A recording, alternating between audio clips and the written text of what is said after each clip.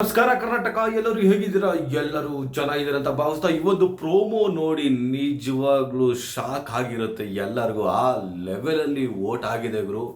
ಈ ವೋಟು ಯಾರಿಗೆ ಬಂದಿದೆ ಅನ್ನೋದು ತುಂಬ ಇಂಪಾರ್ಟೆಂಟ್ ಆಗಿದೆ.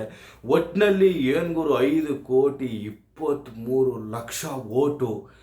ನಿಜ ಹೇಳಬೇಕಾದ್ರೆ ಈ ವೋಟು 200% ಹನುಮಂತುಗೆ ಬಿದ್ದಿರುತ್ತೆ ಅಂತ ಎಲ್ಲರೂ ನಂಬ್ಕೊಂಡಿದ್ದಾರೆ.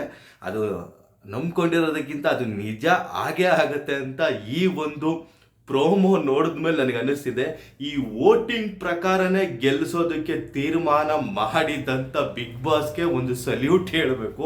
ಯಾಕಂದರೆ ಈ ವೋಟಿನ ಪ್ರಕಾರ ಹೋದರೆ 200% ಹನುಮಂತು ಗೆದ್ದೇ ಗೆಲ್ತಾರೆ ಅನ್ನೋದು ಎಲ್ಲರ ಕಾನ್ಫಿಡೆಂಟು ತುಂಬಾ ಇದೆ, ತುಂಬ ಜಾಸ್ತಿನೇ ಇದೆ.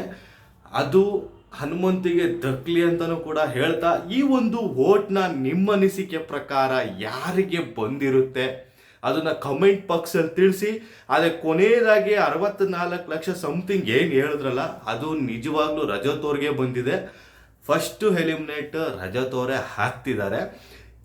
ಒಟ್ಟಿನಲ್ಲಿ ಈ ಒಂದು 5,23,00,000 ವೋಟ್ ಯಾರಿಗೆ ಬಂದಿದೆ ಅಂತ ನೀವು ಕಮೆಂಟ್ ಬಾಕ್ಸಲ್ಲಿ ತಿಳಿಸಿ. ಆದಷ್ಟು ಈ ಒಂದು ವಿಡಿಯೋನ ಶೇರ್ ಮಾಡಿ, ಲೈಕ್ ಮಾಡಿ, ಕಮೆಂಟ್ ಮಾಡಿ.